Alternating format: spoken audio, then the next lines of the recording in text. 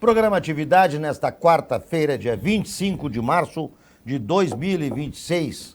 Já estamos aí chegando no final do primeiro trimestre de 2026. O tempo avança com velocidade, mas se Deus quiser também vai continuar avançando com qualidade. Qualidade essa que hoje não falta aqui na bancada do programa Atividade. À minha direita, à esquerda do telespectador amigo, nós temos Silvio Lopes, economista, Silvio Lopes que é o grande jornalista, um homem da comunicação de décadas, não vou dizer quantos para também não entregar muito aí o trabalho, não é? O trabalho longevo de Silvio Lopes, que também eu considero o meu mestre, não é? Um grande amigo que tenho, que a vida me deu e eu fico muito grato por isso. Boa noite, Silvio, tudo bem? Aliás, começaste comigo, né?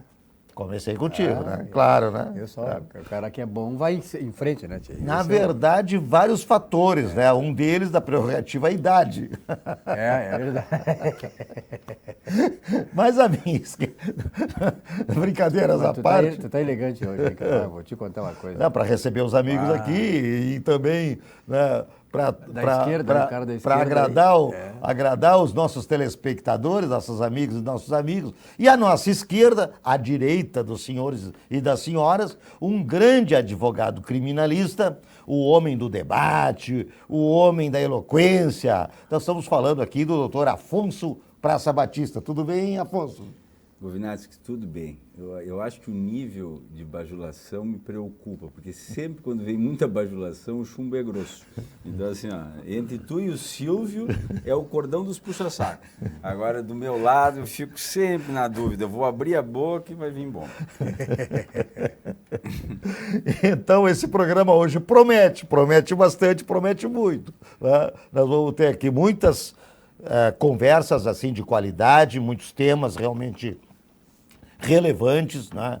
Porque é o que está acontecendo por aí, né? No nosso Brasil, internamente, no mundo todo, externamente, e que, claro, né, tudo hoje em dia, com a tal de globalização, os reflexos estão aí, né? A gente está vendo já fatores econômicos bastante já atingidos pelas questões, né, que envolvem principalmente lá a guerra que está sendo travada lá, Estados Unidos e Israel, contra lá os persas lá no Irã. E mais, obviamente, também ali envolvendo os seus puxadinhos, Hezbollah, etc., aquela coisa toda, que no decorrer do programa a gente vai conversar a respeito. Silvio Lopes, como é que estamos aí hoje, né, com essa quarta-feira iluminada? Foi bonito o dia hoje, né? Choveu um pouco, né? Choveu um pouco, refrescou. Tá mais fresquinho, realmente, dá para caminhar na rua e tal, né? Mas eu acho que daqui para frente vai ser isso, né, Vilmar? Nós estamos já no outono, chegamos no outono, acho que anteontem, né? Então, daqui para frente é uma queda gradual da temperatura. Quer dizer, um cara como eu tem que se cuidar, porque a careca aqui, quando ela pega um pouquinho de frio, e por isso que eu uso boné, a respeito disso, o médico até que me diz, olha, tem que usar boné porque aqui na tua careca aqui é muito, sabe que eu já sou muito sensível, né? A careca fica mais ainda, né? Então qualquer ventinho me derruba, então eu estou sempre de boné. De qualquer maneira, tem que se cuidar, as pessoas que têm um pouco de sensibilidade em relação ao tempo, ao frio, quando passa do calor para o frio, realmente derruba. E se cuidar também, Silvio, das viroses que vem, né? Sim, com a queda da temperatura, se manifestam. Se o organismo está meio fragilizado, fragilizado também, né? Isso acontece, é normal. Então as pessoas têm que se alimentar bem, têm que dormir bem, têm que fazer exercícios para manter a sua imunidade em dia. Coisa que o Afonso Praça Batista, com toda a sua juventude, não tem por que se preocupar. Tá? Tem cabelo, tem juventude, tem saúde. Tem pila. Não, depois nós vamos falar nos investimentos do Afonso Praça Batista. Né? Tem uma clientela boa, qualificada. Né? Tudo bem, doutor Afonso? Vivemos sempre num balão de ilusão, né? Sempre num balão de ilusão, nada. Nem saúde plena, nem exercício físico, muito menos dinheiro.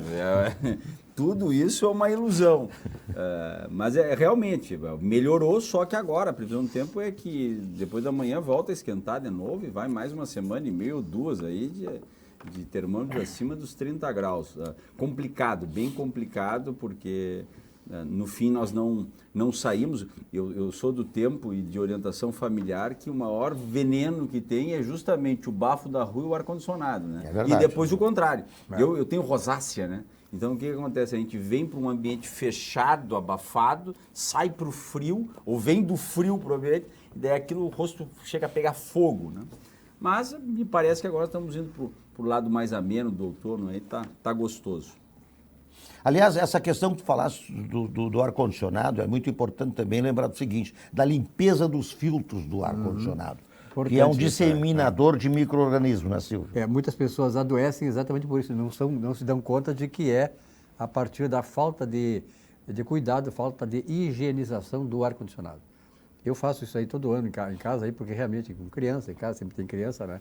E a gente mesmo, depois dos 40 anos, Depois dos 40, né? começa a ter esses problemas. Então tem que se cuidar também, não só fora de casa, como disse o Afonso, quando tu sai e tal, mas dentro de casa mesmo. Lembrando justamente né, da questão da higienização. Doutor Afonso, como é que está a questão do futebol? Nós estamos aí numa semana sem jogos, né? Pois é. O Internacional deu uma reabilitada aí com a vitória Deu, contra né? o Chapecó, né? O grande Inter, O Chapecó é grande Inter, né? Eu sempre disse que ele é um transgremista. Ele é gremista, mas se identifica como colorado. É uma coisa impressionante. Né? Mora perto do Beira-Rio, ele sempre faz uma citação. Eu que moro perto do Beira-Rio, todos os programas ele fala a Não, mesma e ele coisa. entrevistava grandes jogadores do Internacional. Um Ele deles foi o Elias Figueroa. Ele era Figueiredo é meu amigo até hoje. setorista. Meu amigo, né? meu amigo Ele até sempre acha algum motivo para citar que ele mora na frente do gigante. Hoje eu não precisei, né? Hoje ele cita, né? Né? Quando eu não faço, ele cita. Né? E o Internacional deu... Quem sou eu para falar sobre a Chapecoense? Porque o Grêmio foi para fora e não conseguiu ganhar da Chapecoense. Agora, o Grêmio é uma coisa que deve ser estudada. Primeiro, porque levamos uma surra do Renato Portaluppi. Eu que sempre defendi o Renato Portaluppi como bom técnico. Acho que o Renato Portaluppi sempre foi um veneno para o Grêmio por causa da sua incapacidade de entender ali qual era a sua posição, não como um grande administrador do Grêmio, mas como somente no comando técnico. O Grêmio e o Renato se perdeu entre o personagem, né, e o cargo, e acho que a gestão passada sofreu muito, dando a chave do vestiário para o Renato. O Renato é um grande técnico, principalmente o que ele fez o ano passado com o Fluminense na Copa do Mundo Interclubes, e o Grêmio realmente apanhou do Vasco. O Grêmio entrou sonolento no jogo, quando ele foi se dar conta já estava 2-0, né? Aí fez um gol ali que foi por um erro do próprio algoz do Grêmio em estatística, que é o Cuiabano, que foi preterido no Grêmio pelo Renato para deixar o Reinaldo, né? O Cuiabano, eu acho, jogou 2 ou 3 jogos só e jogou muito bem, e mesmo assim ele botava o Reinaldo de volta na posição. E daí então o Cuiabano respinga uma bola no pé, né, do nosso grande matungão aí, que é o Carlos Vinícius, e ele encaçapa, um cara que sabe fazer. Então, um centroavante, me lembra muito o Jardel, diferente do Jardel, ele tem uma capacidade com os pés também, mas é um grande matungão, principalmente para correr, né? É lento. Então, assim, eu acredito que o Grêmio vai tocar um campeonato brasileiro de meio de tabela para uma pré-Libertadores. Não acredito que o Grêmio vá fazer vá conseguir alinhar, performar bem no Campeonato Brasileiro. Mas, de outra ponta, acredito que o Grêmio possa sim, dependendo de como conseguir ajustar, beliscar a Sul-Americana e talvez até incomodar na Copa do Brasil. Não acredito em título, mas acredito que o Grêmio tem uma evolução, se vê uma evolução. Só que é um caso a ser estudado porque joga muito bem em casa. Pega um avião e esmorece. Os jogadores parece que perdem, sabe, vamos dizer, a bússola. Eles acabam perdendo a bússola fora de casa. Não dá para entender muito isso. De qualquer sorte, vamos lá. Estamos em futebol local agora com esse calendário FIFA, que para mim é muito chato. E vamos esperar. O nosso técnico está no Vale dos Vinhedos, tá dando uma passeada. Mas fala um pouco também, Afonso, do Internacional, tua avaliação, tua análise. Não, na verdade, eu acho que o Internacional é outro time no que se refere à questão do Pesolano. Eu acho que eu volto a dizer, eu acho que foi a melhor da morte. Acho que estão se iludindo com a questão da Chapecoense. O jogo anterior do Internacional contra o Santos não foi um jogo vistoso, né? Mas é aquela história. Agora perde-se a pressão da zona de rebaixamento.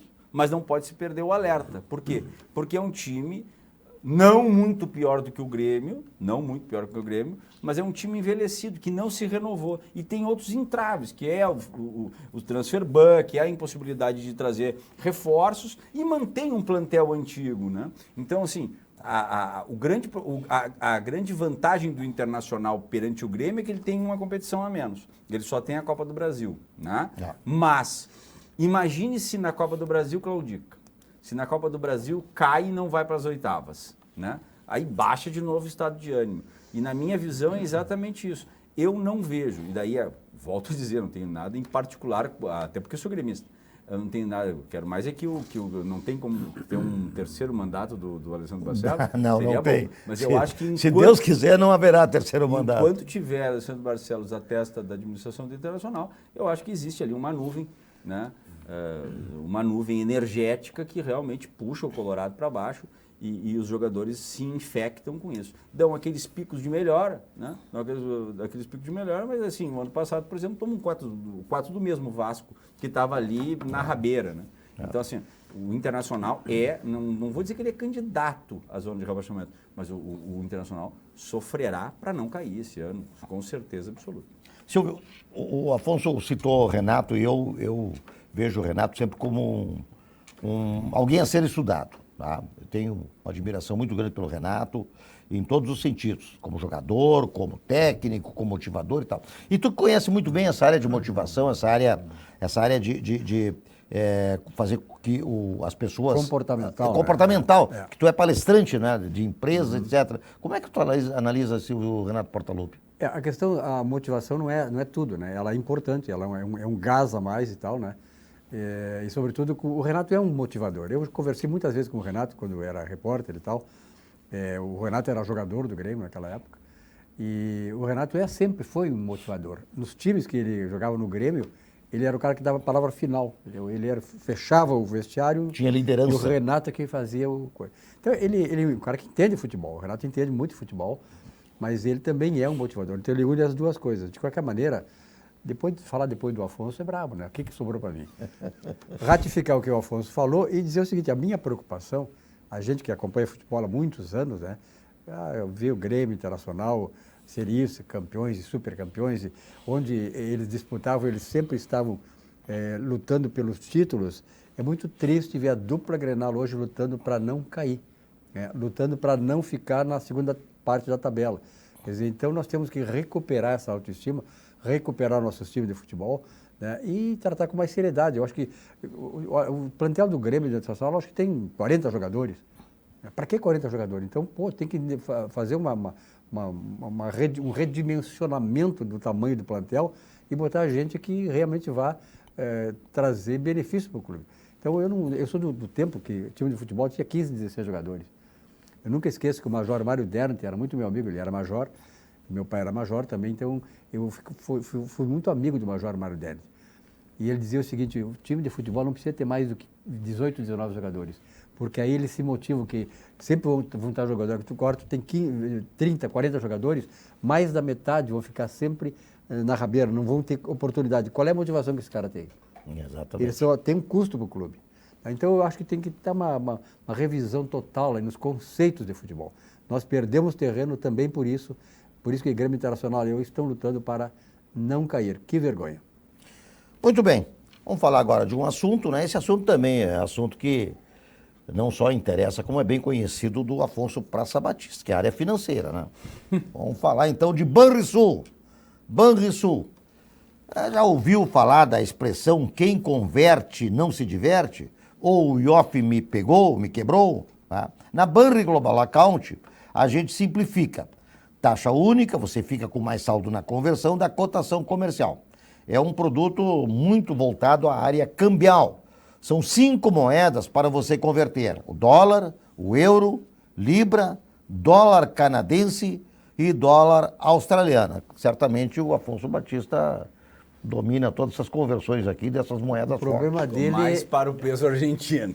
O problema dele é qual é a moeda do dia, né? Que ele vai, qual é a Ah, moeda verdade, que ele tá no né? dia. A moeda do Qual é a dia. moeda do tá? dia? Em todo caso, né?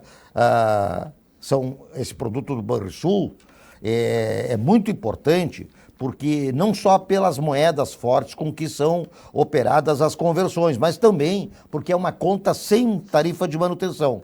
Dá para ser usada em viagens, dá para ser usada em compras internacionais, em free shops e controle tudo, né? A pessoa que tem essa conta, ela controla tudo no aplicativo Banri Global Account. Então fica a dica, simule, converta, acompanha, é prático, é transparente e é direto ao ponto. Abra a sua conta agora no aplicativo Banrisul, multimoedas, de verdade para o seu dia a dia global. Confira e converta. Rico baixou, brilhou. Rico baixou, bombou. Rico baixou, facilitou. O app atualizou. O Banri arrasou. Clicou, baixou, facilitou.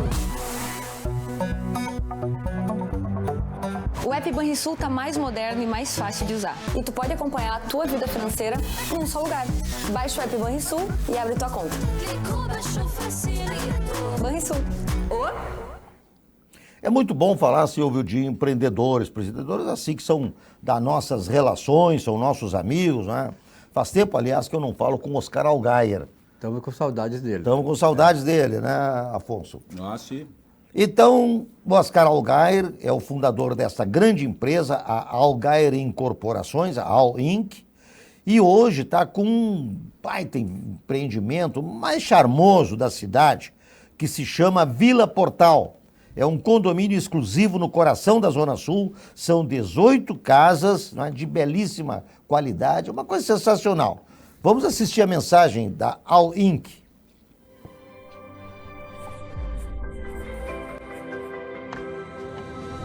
Vila Portal. Um condomínio exclusivo no menor e mais charmoso bairro da cidade, a Vila Conceição. 18 casas em torno de um patrimônio histórico.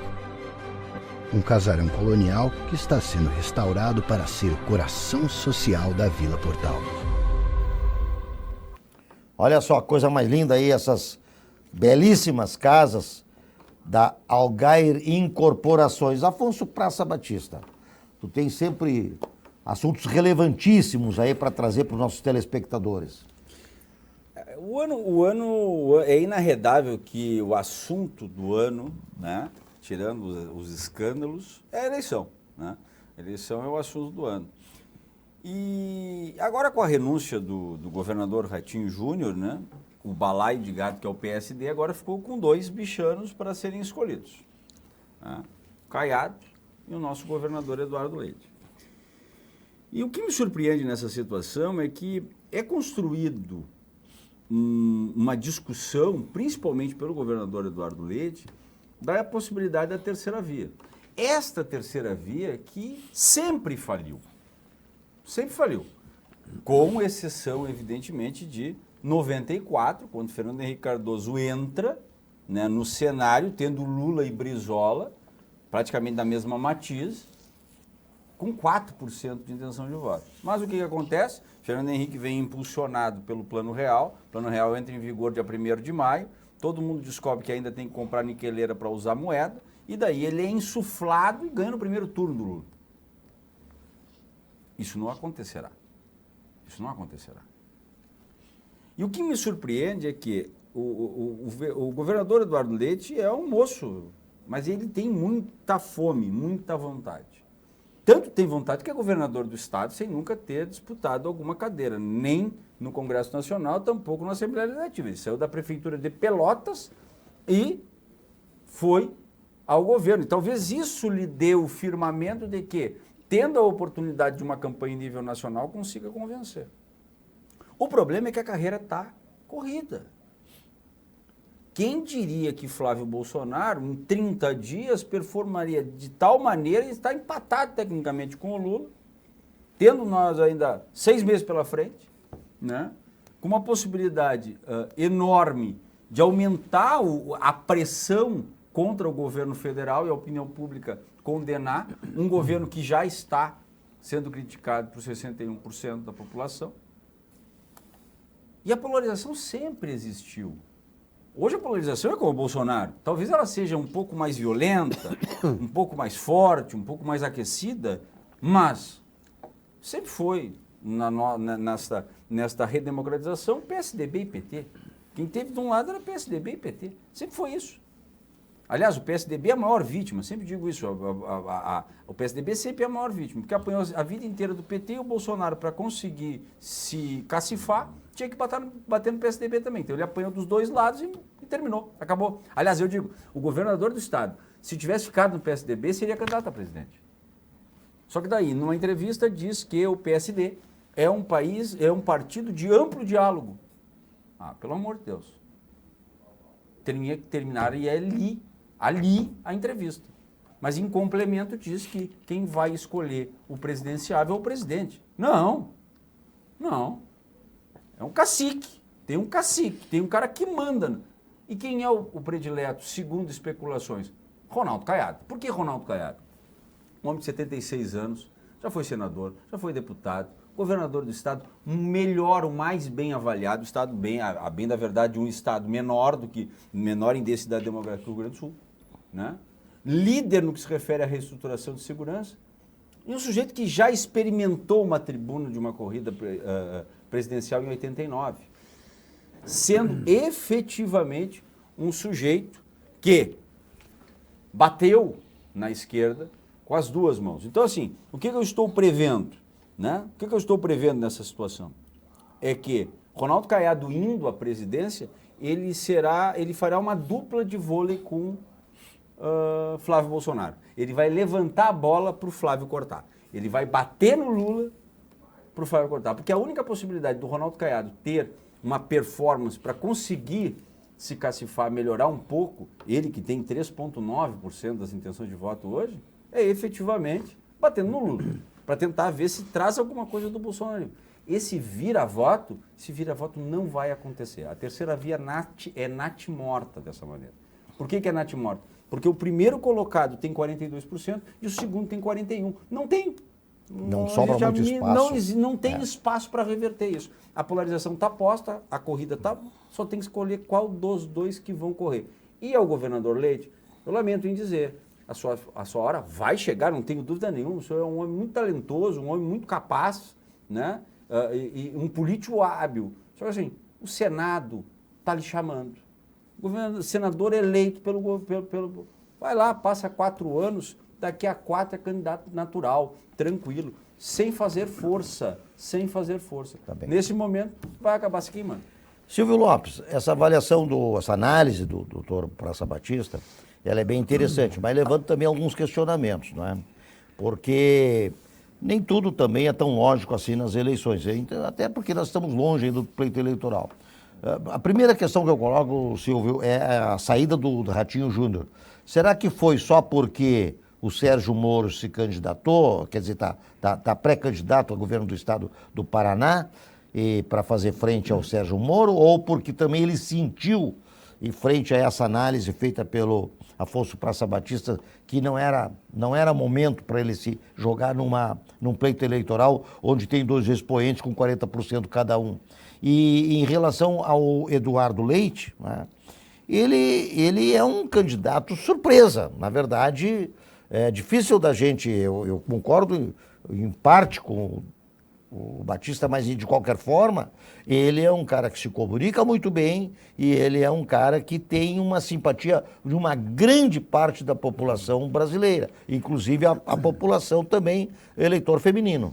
Com relação ao Caiado, em 89 eu era assessor dele. Tu sabe disso, é a minha história, né? Eu não sabia, Caiado Silvio. Era da UDR, presidente da UDR, e eu era assessor dele na UDR. Olha aí, viu? A UDR... Com quem nós estamos falando, né? Que tinha aqui a UDR que era muito...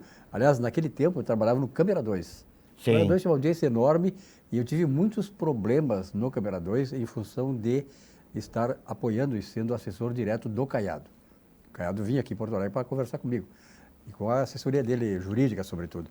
Mas o Caiado evoluiu muito. O Caiado é um camarada hoje que naquele tempo, eu me lembro, que naquele tempo era uma coisa, era muito grande a oposição ao Caiado por causa da UDR. Né? O que é a UDR? UDR, União Democrática Ruralista. E, naturalmente, que o PT, naquela oportunidade, estava crescendo cada vez mais e usou muito a invasão de terras, inclusive em terras do Caiado. Né? Então, aquilo teve um efeito assim, muito grande nas relações do Caiado com o Lula. Tanto é que até hoje, né, o Caiado não quer nem ouvir falar no Lula. E, de qualquer maneira, é um evento que aconteceu naquela época. Eu acho que o Caiado é um cara bem preparado. Mas, de qualquer maneira, Gilmar, a minha preocupação enquanto analista político, eu não vou entrar nessas coisas de por que saiu, por que ele deixou de sair, porque evitou isso, evitou aquilo. Um projeto político para o Brasil. Quem é que está falando nisso, um projeto político para o Brasil? Eu não vejo ninguém falar sobre isso. Então, eu acho que a política no Brasil tem que evoluir, passar, né, dessa fase de pessoas, de indivíduos, de personalidades, de celebridades. O cara é isso, é bonito, é novo, é isso, charmoso e tal. Isso não leva a nada. Né? Nós temos que tratar de projetos para o Brasil. Projeto para o Brasil, para mim hoje, projeto para o Brasil está no sentido do conservadorismo. Quer dizer, tu pode ver, fora o conservadorismo, fora o processo liberal, não tem saída para o Brasil. Os grandes países, inclusive a própria China, né, abraçou o sistema liberal, do ponto de vista econômico. E aí tem um projeto da esquerda aqui que é exatamente estatizar tudo. Então, esse projeto que nós temos que combater. E, para mim, quem poderá, de certa maneira, ter a sensibilidade da população é aquele que apresentar um projeto que esteja justamente para colocar o Brasil num patamar maior do que nós estamos hoje. O Brasil está patinando há muito tempo. Se a esquerda ganhar as eleições, nós vamos continuar a patinar. Então, esse é minha preocupação, é o projeto de Brasil que nós temos. E não vejo ninguém falar sobre isso. E muito menos o atual governador aqui do estado, ele tem cacife para isso. Ele não tem projeto nenhum. Para o próprio Rio Grande do Sul, qual é o projeto que o governador tem? O que ele procura aqui no Rio Grande do Sul em relação a projetos dele? Não tem nenhum.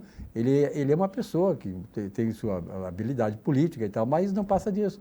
Ele é muito verniz para conteúdo. Então, esse é o meu problema com ele. Mas mesmo assim, Silvio Lopes, em relação a projeto para o Brasil, a gente tem que analisar também, né, a questão da capacidade, não só de apresentar os projetos, mas também a capacidade de colocar projetos em execução. Porque na medida que a gente acompanha depois o desfecho da eleição, dos debates, todo mundo promete, mas não acontece nada quando é eleito. Porque né? não é cobrado, né? Então a população, na verdade, é o seguinte, se tu pega o perfil do eleitor brasileiro, o cara teve uma eleição semana passada, digamos.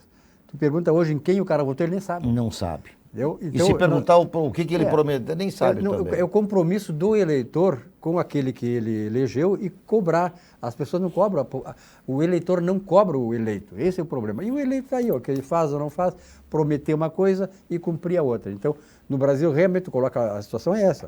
O cara promete a campanha para se eleger. O resto acontece, não acontece, para ele está tudo bem e ninguém cobra. Esse é o problema. Muito bem.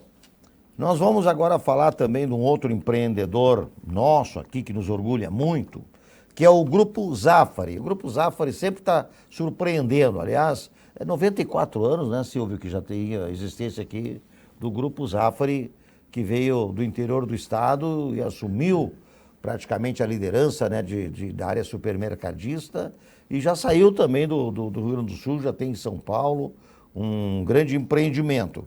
E como nós estamos aí comemorando, né, aniversário de Porto Alegre, o Grupo Zafari, é óbvio, né, não se furta a fazer uma homenagem aos 254 anos de Porto Alegre. Zafari, onde economizar é comprar bem.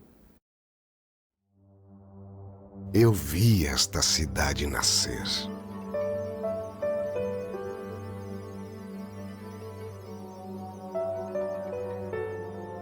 Vi suas primeiras casas surgirem. Vi igrejas e praças tomando forma. Suas primeiras escolas, seus teatros e seus poetas. Vi e custei a crer no que via. Palmeiras sobre uma ponte, Eu vi cada transformação dessa cidade, dia após dia, ano após ano. Quando me olhas, vejo nos teus olhos o quanto amas essa cidade.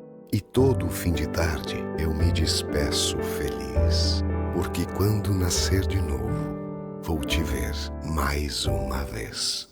Agradecer a técnica do programa aqui da RS Play, fez uma correção. O Grupo Zafari completou 90 anos em 2025. Então, isso é praticamente, né, os 100 anos, centenário já.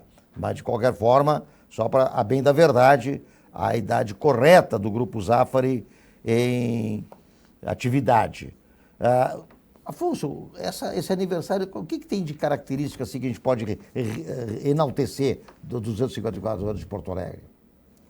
Porto Alegre é uma capital extremamente acolhedora, uma capital muito interessante, mas o gaúcho ele é muito bairrista. O gaúcho tem a característica de achar que tudo que é dele é melhor, que ele é o mais político, ele é o mais polido, o mais educado. E, sinceramente, nós temos uma capital cuja a sua manutenção, a sua zeladoria, gestão pós-gestão, acaba fracassando. Principalmente em programas de revitalização urbana. Revitalização urbana não no ponto de substituição de prédios históricos por prédios modernos, porque eu acho muito triste isso. Eu acho que uma cidade tem que ter uma identidade de sua história, tem que ter uma linha de preservada, sua história. Né? Exatamente. É. Mas Porto Alegre é uma cidade suja. Porto Alegre é uma cidade que a gente olha e diz assim, o centro de Porto Alegre, para quem vem de fora, para conhecer, diz, meu Deus, que cidade suja. Eu trouxe pessoas esses dias para visitar Porto Alegre, ficaram encantadíssimas com o mercado público, mas disseram, meu Deus, como é sujo, como não se... E quem mora nela, quem mora habitualmente, se acostuma de tamanha maneira e não se dá conta disso. O centro de Porto Alegre é um centro obsoleto, completamente abandonado, os prédios, não há nenhum programa de incentivo da prefeitura para que sejam melhor estabelecidos e, lamentavelmente, a capital dos gaúchos, a capital amada pelos gaúchos, fica atrás de muitas outras capitais. Não vamos dizer que São Paulo é limpa, entende? Mas tem efetivamente um apelo melhor urbanístico no que se refere principalmente à sua zeladoria. Tu vieste para Porto Alegre em 60 e... Eu vim para cá em 67, com 16 anos. 16 anos. Na verdade, o Afonso, de certa maneira, ele não esgotou o assunto, mas ele colocou na questão central. Por exemplo, tu sabe, eu tenho uma relação muito estreita com o Jair Soares, foi governador do Estado, ministro da Previdência, e até hoje eu assessoro o Jair. Quando o Jair foi candidato a prefeito em Porto Alegre, olha só, Govinatsky e Praça Batista, ele fez um projeto, eu participei da elaboração do projeto para Porto Alegre, e tinha um item que era um dos mais importantes, lavagem permanente da cidade. Era um item do programa.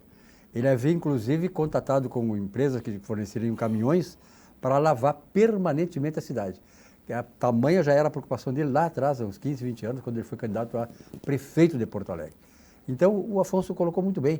Porto Alegre é muito bonita, agora a sujeira depõe contra não só a cidade, mas contra os porto-alegrenses. Pô, os caras são relaxados, né? Quer dizer, entra a administração, sai a administração, volta outra e sempre continua o mesmo.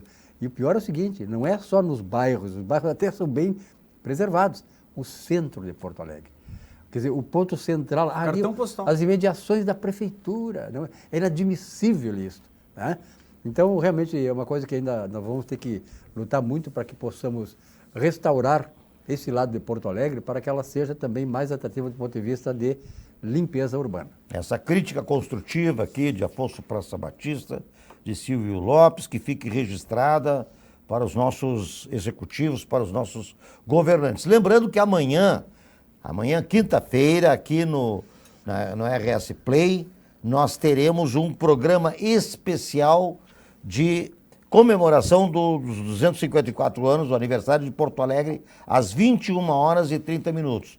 Então sempre, né, Silvio, termina o programa Atividade às 20 horas, vem os comentários do Alexandre Garcia e amanhã, então, mais do que isso, vem essa homenagem lindíssima do RS Play, canal 524 Claro Net, comemoração aos 254 anos, programa especial do aniversário de Porto Alegre. Nós sempre temos aqui na nossa bancada, desde o início do programa, para não errar data, esse programa tem 33 anos, né? 33 anos, um grande abraço ao José Silvas, tá? O mentor, o gestor, o grande promotor, o grande apresentador do programa Atividade, e desde o início na bancada Sucos Petri. Sua sede pede saúde, pede o melhor, pede Sucos Petri. Suco de laranja, suco de uva, água de coco, tudo 100% natural, sem adição de açúcares e conservantes. Como é que está a política em Brasília, Afonso? O CPMI para cá, Vorcaro para lá? Esculhambação. A esculhambação como é Brasília. Brasília funciona bem no caos, muita calmaria não dá muito certo. Agora o Bolsonaro, na verdade agora essa doença do Bolsonaro tem muita gente vibrando, porque daí ele conseguiu capturar bastante espaço na mídia com a história da prisão domiciliar, essa prisão domiciliar por tempo determinado de 90 dias, né? Que também é uma coisa criada da cabeça do Alexandre de Moraes. Por revisão de 90 dias. Olha, dá a prisão domiciliar, a hora que descobrir que o sujeito está bem, né, gozando de boa saúde, manda de volta. Mas não é o Alexandre de Moraes que tem que determinar isso.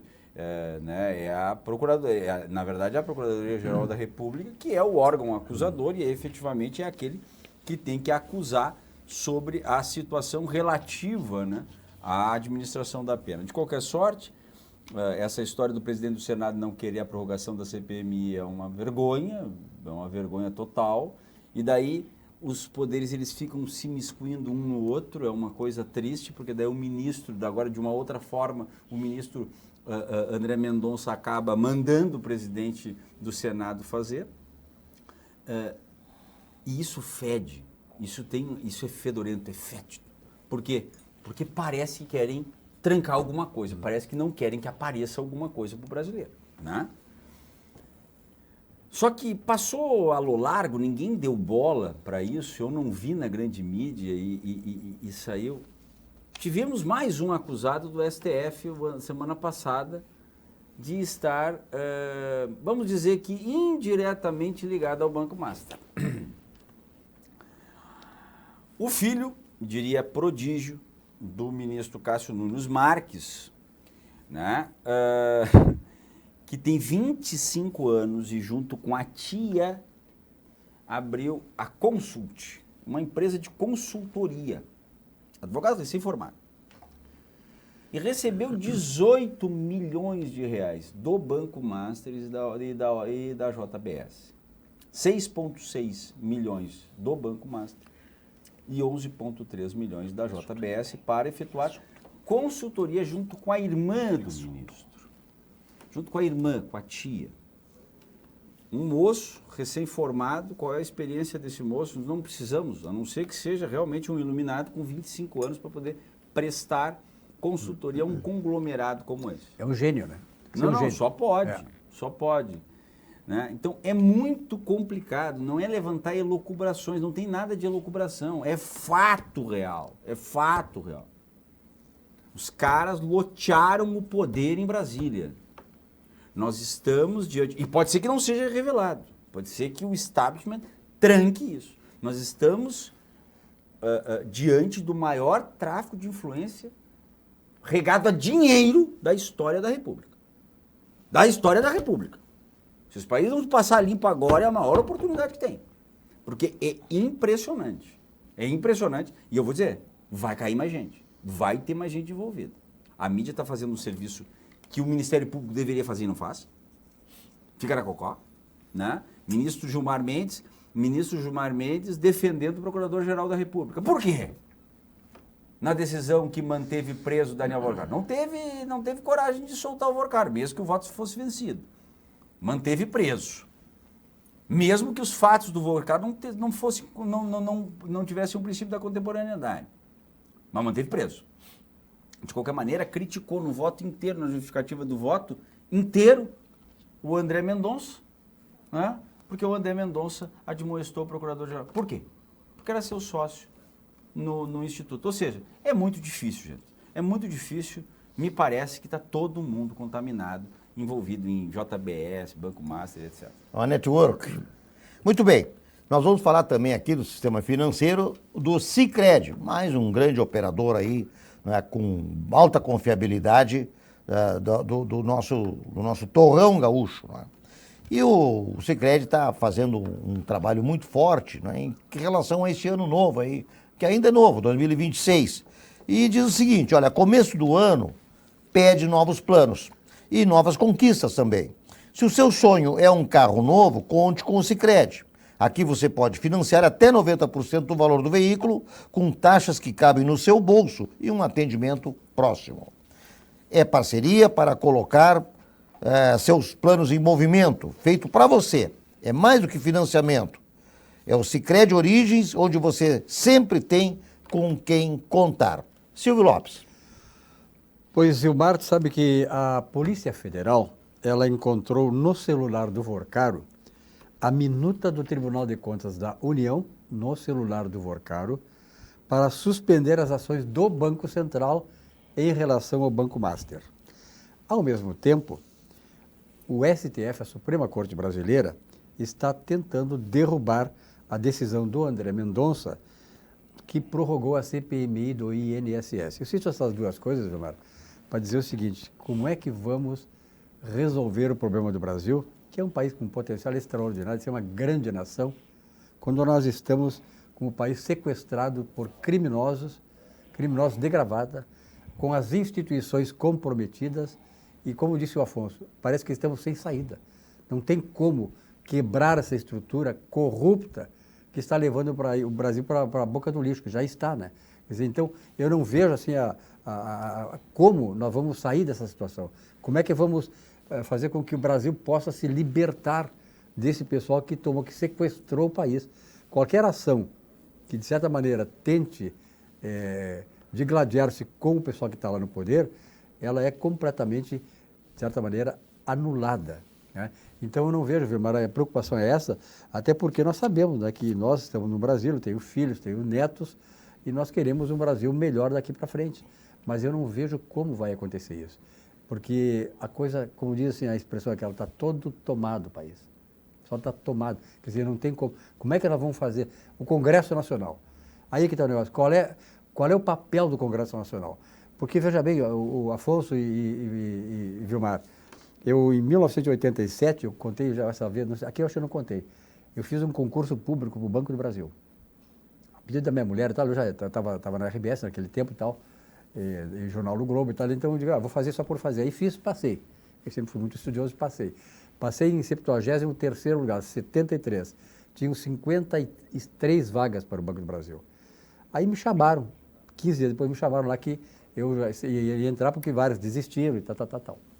Tudo bem, cheguei lá e eu digo, não, eu não vou não. Aí, olha, eu não quero e tal, mas foi um amigo meu que também tinha passado, era colega da faculdade, e aí ele foi preencher, né, o papel para ser engajado, para ser contratado pelo Banco do Brasil. Naquele papel, naquele documento todo que ele ia preencher, dizia o seguinte: se você tem qualquer ação penal, civil, de que natureza for, não tem como ser contratado. E aí eu pergunto, e os deputados, e os senadores, e os grandes graudões da República? E aquele pessoal que está sujo, completamente sujo, que nós sabemos que são a maioria, lamentavelmente. Quer dizer, esse pessoal é que nos comanda. Então eu digo assim, por que não tem essa ficha limpa, ela não é efetivamente cumprida no Brasil? Tem um projeto todo, tem uma lei toda sobre a ficha limpa, mas quem é que cumpre? Esse é o nosso problema. Quer dizer, aí tem bandido nos dirigindo, bandido se locupletando, e não tem como tu sair disso. E aí? É justamente isso que nos dá esse problema todo de retrocesso, não é? E eu fico pensando, Silvio, como é que é a nossa imagem lá fora, não é? Como é que fica, como é que o mundo nos contempla? É interessante e preocupante, né? Tem muitas empresas, eu falo muito com empresários que têm assessoria com empresas internacionais, os caras, muitos já saíram daqui do Brasil, né? E muitos dizem o seguinte, para ficar no Brasil, tu tem que contratar muito mais gente como advogados, né? como coisas para ter uma certa segurança, que não tem segurança jurídica no Brasil. A questão da propina é uma coisa que eles não conseguem entender. Para tudo tem que ter propina, entendeu? Então não tem como dar certo no país desse. Eu acho que o Brasil tinha que se remontar de novo. Agora, para remontar de novo, tu precisa mexer nas estruturas todas, tu precisa mexer nas feridas. E essas feridas são muito, muito fortes, muito grandes, estão sangrando e dificilmente vão ser combatidas. Ser empreendedor é ser herói. Mas falando em empreendedor, falando em herói, vamos falar de Di Paolo. Di Paolo, do nosso amigo Paulo Jeremia. Olha, existem marcas que são referências, existem marcas que servem refeições, mas o Di Paolo é uma marca que constrói experiências. E então o Di Paolo, o fenômeno do Di Paolo é que o Di Paolo ele está inspirado na tradição da colonização italiana na Serra Gaúcha. Na verdade, o Di Paolo é construído por mãos italianas com um requinte, com um trabalho, com muito zelo, né? E transformou a hospitalidade, excelência e autenticidade em uma referência nacional. Hoje, com mais de 3 décadas de história, são 28 restaurantes em 5 estados. Afonso, quase 2 milhões de refeições servidas por ano, sempre com um cuidado em cada detalhe. É uma coisa fantástica. A gente só entrar no ambiente do Di Paolo, nos restaurantes, a gente já se sente, né, em outro mundo. E essa tradição também agora encontra o mar. O Di Paolo está lá com uma unidade em Torres. Di Paolo, o sabor que atravessa gerações. Silvio, e aí quando acontece alguma situação de tu comer um pouquinho demais, que não é o meu caso? Não é? Não é. Isso é novidade para mim. Mas o Silvio diz que é, viu, Afonso? Tá? Qual é o santo remédio? Não, aliás, qual é não? Tu vai sempre leva daqui o remédio, que está ali na frente. Está aqui na frente. Olina. Ele sempre sai, o Afonso, sai com olina no bolso aí. Prepara, isso Mas vai desaparecer. Mas não tem coisa melhor. Aliás, não tem coisa esse aqui já atravessou um século, esse produto aqui, dentro das nossas casas e das nossas malas de viagem também, né? Com certeza. E aqui na bancada do Atividade. Olina, essência de vida, que é um auxiliar digestivo indicado em casos de má digestão causada por excessos alimentares. Laboratório Vesp há mais de 100 anos. O que mais, Silvio Lopes, nós temos aí? Olha, Vilmar, essa questão aí da Polícia Federal que encontrou no celular do Vorcaro. Pois é, né? Que coisa isso aí. Gravíssimo, né? Gravíssimo, e eu fico feliz em saber que a Polícia Federal, embora alguma ala da Polícia Federal esteja sintonizada com o atual governo, com determinados segmentos da sociedade, existe na Polícia Federal uma organização que tem a maior parte de seus membros pessoas direitas, né, que sabem que o dever da Polícia Federal é o dever de fiscalizar, independentemente de quem seja o governo, quem seja o mandante e tal. Então eu fico feliz que a Polícia Federal parece que está demonstrando aquilo que, na verdade, nós esperamos da Polícia Federal, profissionalismo, né? Então, na medida em que hoje está se vendo que a Polícia Federal parece que descolou um pouco do governo, anteriormente, tempos atrás, aí nós estávamos meio que duvidando que a coisa pudesse ser tratada profissionalmente pela Polícia Federal, com todos os desmandos que estão acontecendo. Então eu fico feliz em saber que a Polícia Federal está cumprindo com o seu dever. E vem muita coisa que vai acontecer nos próximos dias aí, pelas informações que a gente tem, porque a Polícia Federal diz que vai até o final. E isso é muito bom para o Brasil. Essa faxina que nós temos que fazer, tirar esses ladrões, esses corruptos que estão aí no governo, não só no governo, né? Tem várias instituições que estão comprometidas, que não deveriam ser comprometidas, por exemplo, o Ministério Público, a OAB, várias entidades que nos defendiam antes, né, das agressões antidemocráticas de governos passados, hoje elas estão praticamente, parece que atadas e comprometidas. Então é uma coisa muito, muito triste saber que instituições desse porte possam estar servindo, ou de maneira deliberada ou não, a determinados governos que não são, como se vê, democratas. Afonso, tu que és um grande advogado criminalista, não estou exagerando, tá? Como é que tu vê essa questão da da Polícia Federal, dessa contextualização toda aí? A Polícia Federal cumpre uma etapa. O grande problema é o gargalo do sistema acusatório, que precisa de uma procuradoria que leve à tona isso, e o Poder Judiciário engajado para estabelecer o devido processo legal. A Polícia Federal funcionou, tanto no Petrolão quanto no Mensalão e outros grandes escândalos do Brasil. Na Lava Jato. A Lava Jato, que é o Petrolão, na verdade, a Polícia Federal do Paraná agiu e trouxe. Tanto que o Lula teve o processo declarado nulo, mas as provas permaneceram lá. Né? Eu que sou um crítico da questão do processo do presidente Lula. Acho que pesaram a mão, mas de qualquer maneira as provas estavam lá. Muita gente delatou e depois se arrependeu. De qualquer maneira, eu acredito sinceramente que o grande problema nosso é que talvez até o sistema de controladoria das instituições públicas esteja contaminado, porque não é possível que tenha passado tanta situação estranha e não tenha, de fato, soado, né, o alerta. Só que eu volto a dizer, vou ficar afônico dizendo, este processo do Master não é para estar no Supremo Tribunal Federal ainda. Não existe nenhum dos investigados com prerrogativa de foro. Por que está lá? Está lá, talvez, para que eles detenham o poder dos trabalhos. E daí a Polícia Federal, Silvio, ela vai gritar, ser perseguida, muitos de seus agentes vão efetivamente, talvez, responder, mas de efeito prático, vai enxugar gelo, nada. como se diz, enxugar gelo, né? Exatamente. Esse é o grande problema.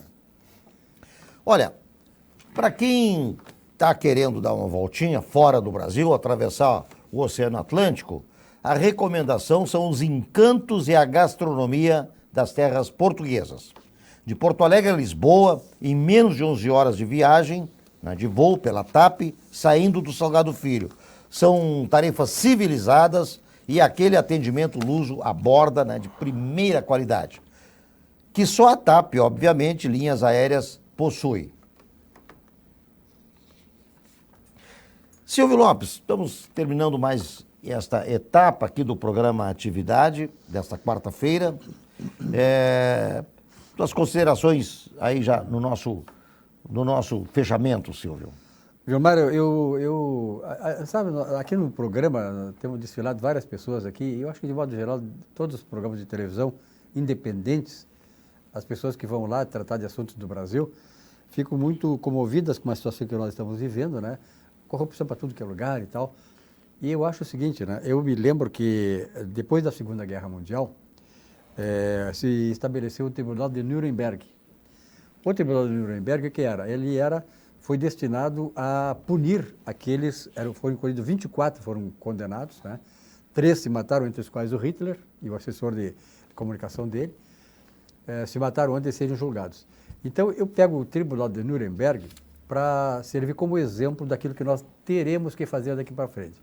Esse pessoal que está colocando o Brasil na situação que está, esta corrupção deslavada de todas as áreas e tal, não podem sair impunes. Nós temos que fazer aquilo que fez o Tribunal de Nuremberg.